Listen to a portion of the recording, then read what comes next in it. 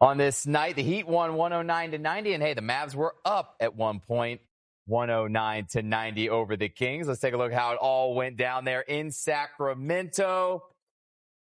First quarter, it was a tight game back and forth in the first. Swing it over to Najee Marshall. That's a long two right there.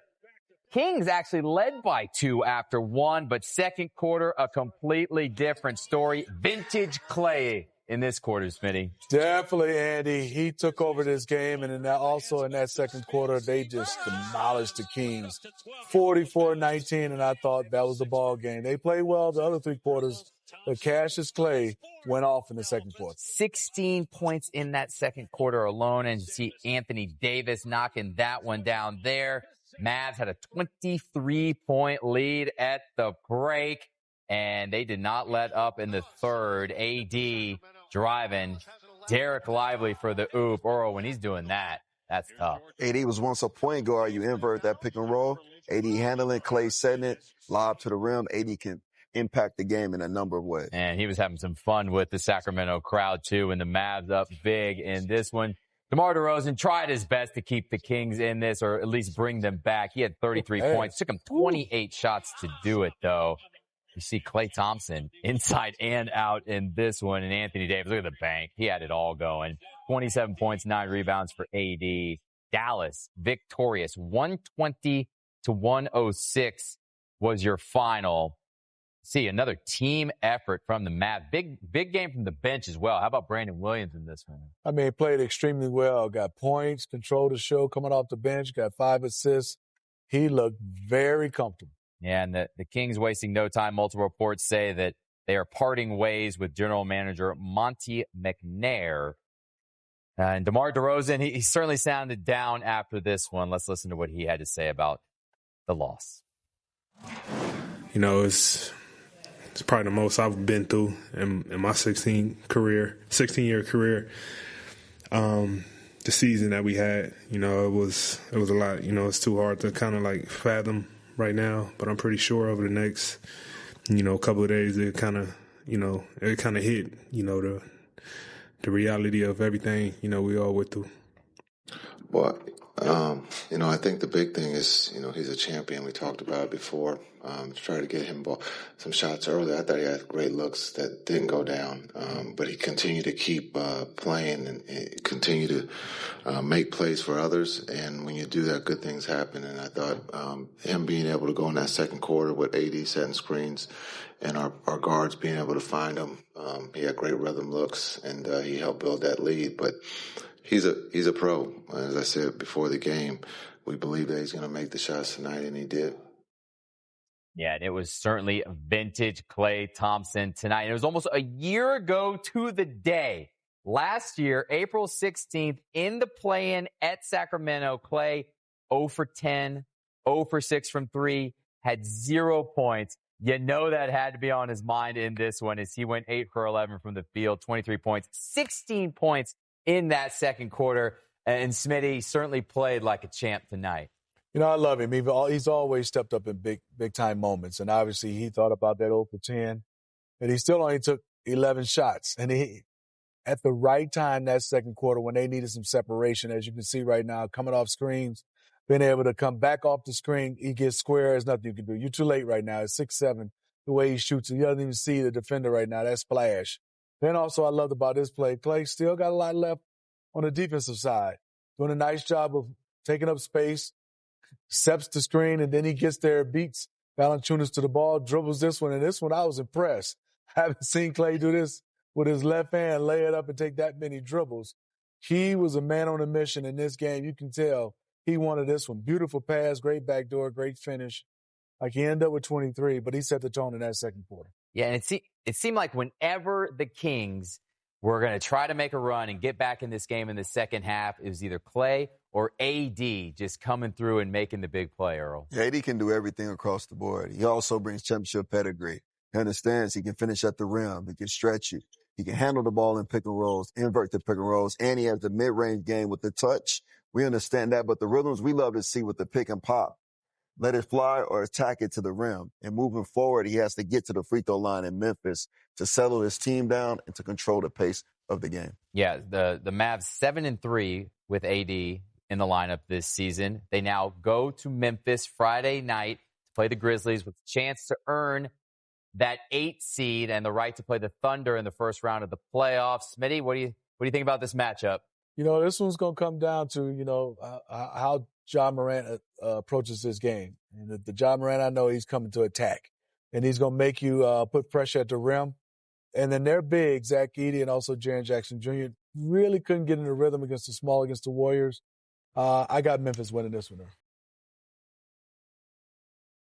The Heat also moving on to play Friday in Atlanta against the Hawks. Tyler Herro, a hero for Miami in this one. 38 points. Highlights coming up.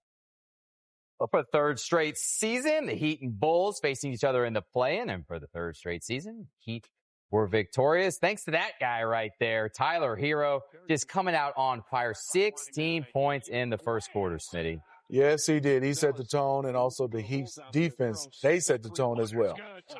The Heat up 36-21 in the first. Bulls trying to battle back. Modest Bucelis at the buzzer of the first quarter. They originally said that was no good, but they reviewed it, gave him the bucket.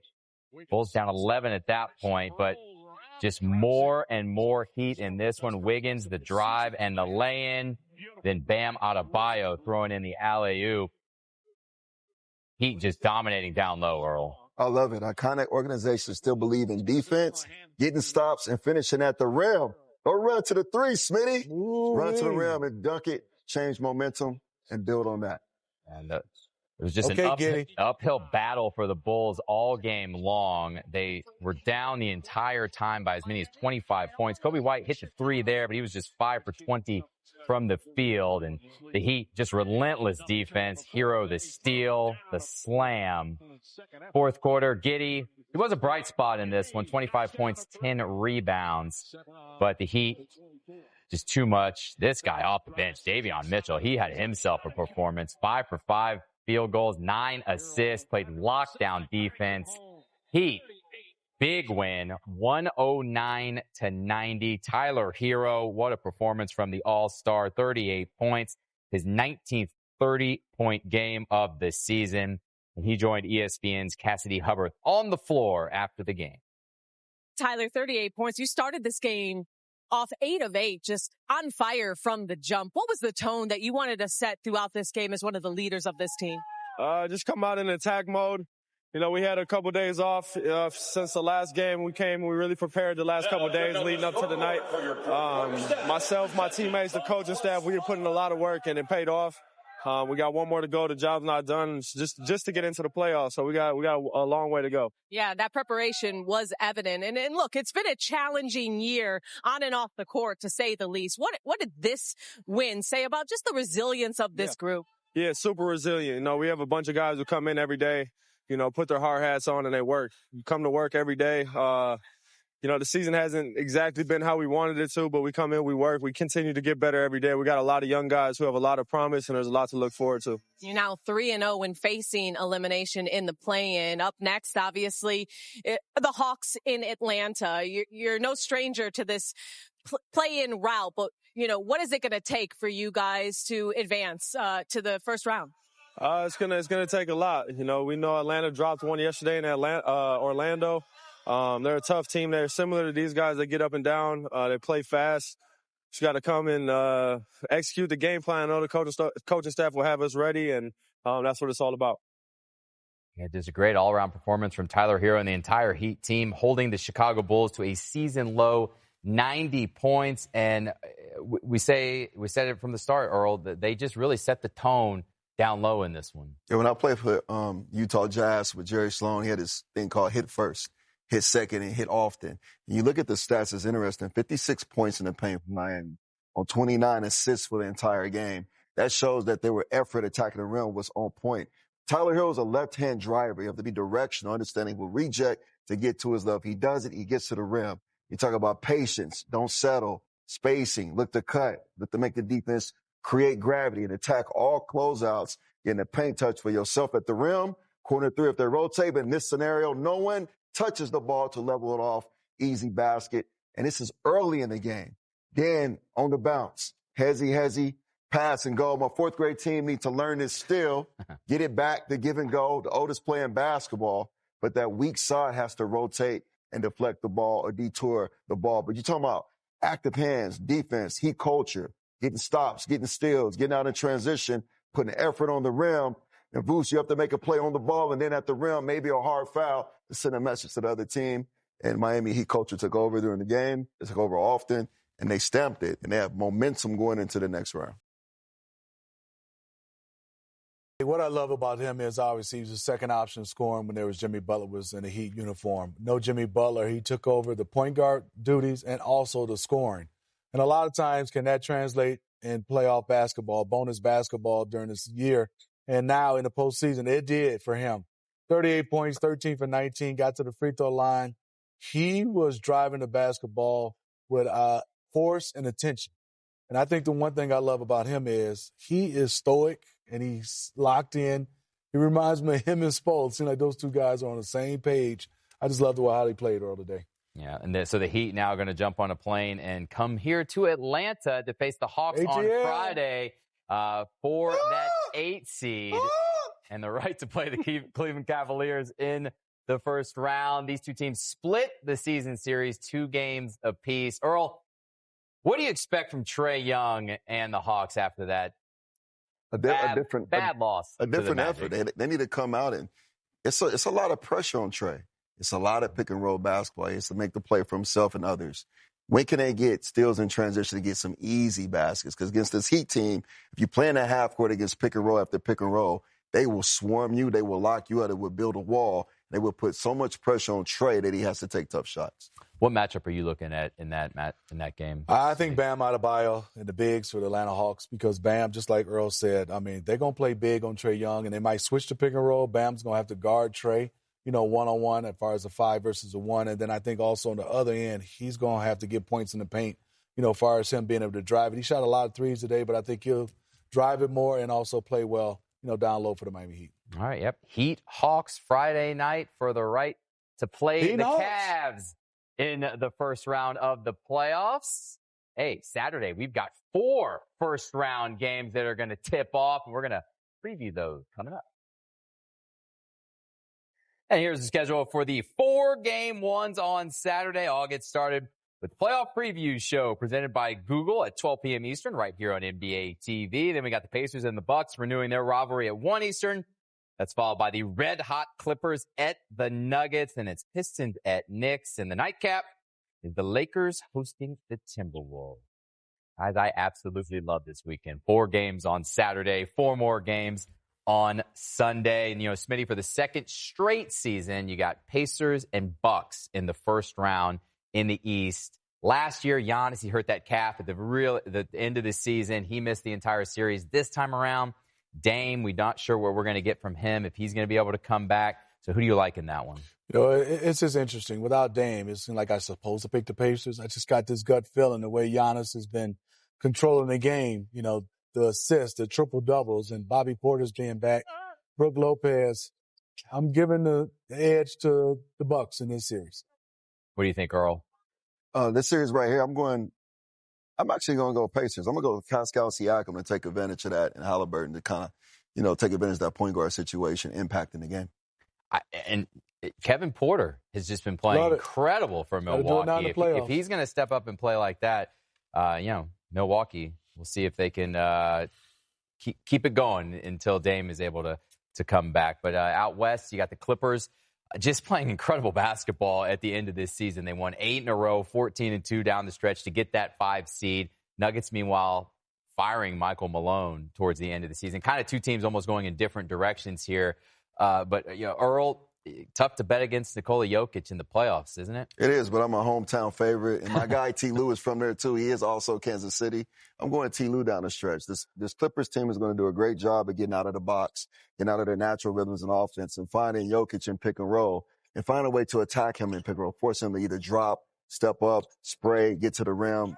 T. Lue's a master at that. And you got Kawhi, who is playing at an all-time high. You can never count him out. He can take over a series and impact both ends of the court, and that's where the Clippers really separate. Yeah, and that last game of the season that they had to have against the Warriors to secure the seed, Kawhi played 47 minutes. When was the last time Kawhi Leonard played 47 minutes a game? I couldn't tell you, but is he going to be the difference in that series? Well, let me tell you, he's been having injuries throughout his season, but he's the one guy me and Earl talks about. When every time he comes back, there's no game that he needs to get ready. He comes back and he's Kawhi. Mm-hmm. I look at, we all look at coaching in the playoffs. It matters. I'm going with the trio of T. Lue, Van Gundy, and Brian Shaw versus some young guys over there. I just think right now Jamal Murray's not healthy. I think Jokic's going to have to do a lot. I think Zubac has went to another level. Will he match Jokic? Not at all, but I think he can play him. And I don't know if you have an answer for James Harden the way he's going right now. Through pick and rolls, I don't know if their pick and roll defense is ready for James Harden consistently getting downhill coming at you. So I'm going to Clippers in this one. Yeah, I guess it would certainly be an upset if Adelman is able to outcoach and beat the guys you just mentioned on the Clippers bench. Meanwhile, in the East, the Pistons, they're back in the playoffs, have not won a playoff game since 2008. So, their fans are certainly hoping that this is finally going to be the series, that they can get some wins and potentially win. But, Earl, do the Pistons have enough to beat the Knicks? I think Smitty's going to say, yeah. We have biases up here. But for me, I like the Knicks. But the Knicks have to focus back on defense. Offense can't be the catalyst why they win games. The Knicks, when Tibbs had that team turning the corner, defense was grinding team, a gritty team, a lockdown team, and the offense just happened to come out of the effects of getting stops. So if they focus on the other end defensively and take advantage offensively, they have a chance to get past the tough, young Detroit Pistons. Yeah, and the Knicks, they had so much bad luck last year in the postseason. They just lost every single player on the team. They're healthy this time around. Smitty, do you like their chances against this Pistons team who's, pretty young and, getting into the playoffs? I love the New York Knicks. I love their players. I love their mindset. Josh Hart, Brunson, Bridges. I love the way Cat's playing. OG Anunoby, a kid that I watch work out here. He lives here in the summers. I love them. But if you're going to go play just 5 against another 5, I'm going with the Pistons because the Pistons are going to play 8 or 9. And I just think right now this is going to be the upset because of Cade Cunningham. Motor Cade Cunningham can control pace. And then I think Stewart, if he can stay in the game without getting foul trouble or getting kicked out, it's going to make it tough for Karl Anthony Towns. That's a key, not getting kicked out. I mean, we know it's going to be a physical series. We got Beasley knocking down threes. Getting Holland and Stewart and then that MSG crowd. I mean, it's certainly going to be. I think Tim Hardaway Jr., who played in New York, he will be comfortable playing in New York. All right, it's going to be a fun series to watch. And, Saturday we're also got one of them Thompson twins, too, that can guard. Yeah, I mean. They're going to give the Knicks all they can handle. All right, we'll see. You're bold picking that upset. But Saturday, we're also going to get Luka and LeBron making their playoff debut together. Luka, when he was on the Mavs, knocked out the T-Wolves last year. He said that Gobert shot was one of his favorites while he was tearing up in the video when he went back to Dallas. But, Smitty, who do you got? Lakers, T-Wolves. This was tough for me. I'm going to give the edge to the Lakers, but it's just by like this because I just think the size of Minnesota can take advantage of him. But when you have guys that can control the game and Luka and LeBron, it's going to be tough for the Timberwolves. I just think right now Mike Conley's going to have to play at a high level. Anthony Edwards is going to have to be more of a playmaker than scorer. I mean, he's going to score the basketball, but I think it's the Lakers win this series, but it's going to be tough. It's going to be tough because of the size of the Timberwolves. Yeah, Reed, Randall, Gobert. I mean, the Lakers, they don't really have the size to match that. I mean, Earl, who are you picking? And the Lakers I'm going Lakers as well, but the Lakers playmakers are 6'8" and above, playing off the bounce, playing in the post, attacking the paint, making the right passes. And then the third person is Austin Reeves. Who's going to defend him? A third defender really doesn't exist on NBA rosters in today's basketball, and he can take over a game and give you 25 to 35 easily in a playoff series. So that's the advantage for me as Lakers. Yeah, I think one of the surprises for the Lakers after the Luka trade is just how well Austin Reeves has gelled with Luka and LeBron. Has really just become a big three there in L.A., an offensive juggernaut. We will wait and see. That should be a good series as well. And one legend who will likely be watching Lakers T-Wolves is Kareem Abdul-Jabbar. Hey, today is his birthday, so happy 78th birthday to the 6-time champ.